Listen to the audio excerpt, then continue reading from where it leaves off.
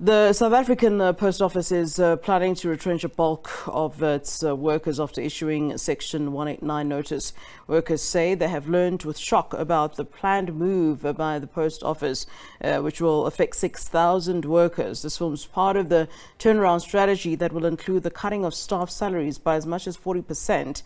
This is according to SAPO, is in a bid to cut employment costs and ensure the entity is profitable after it incurred a loss of 2.3 billion rand in the past financial year. The Communications Workers Union says that the retrenchments will be challenged.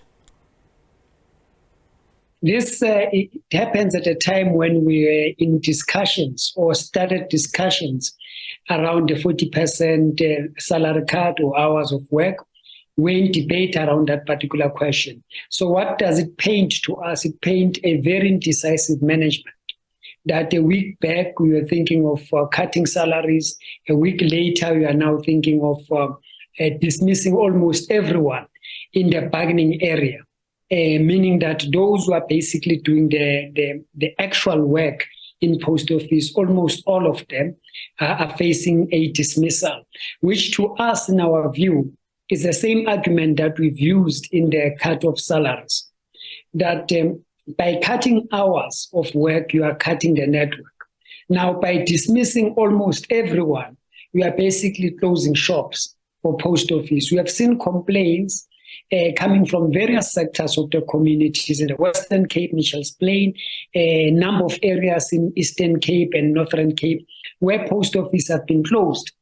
The poor have been subjected to very unwelcoming conditions where they will have to travel many kilometers just for them to get access to the grant payments, which means that they have to dig into their pocket to go and get that little amount of a grant. So the seriousness of retrenchment, it is not only about workers, but it also involves the communities.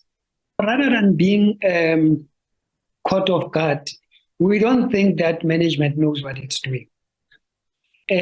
We have what we call a turnaround strategy on the table, approved by the board and also approved by the portfolio committee in Parliament. We have said to Post Office, we need to make some inputs on that turnaround strategy, but we agree with it. The only thing that needed to happen, and we have initiated it, that we need to meet with the Minister of Communication and Digital Technology and the Treasurer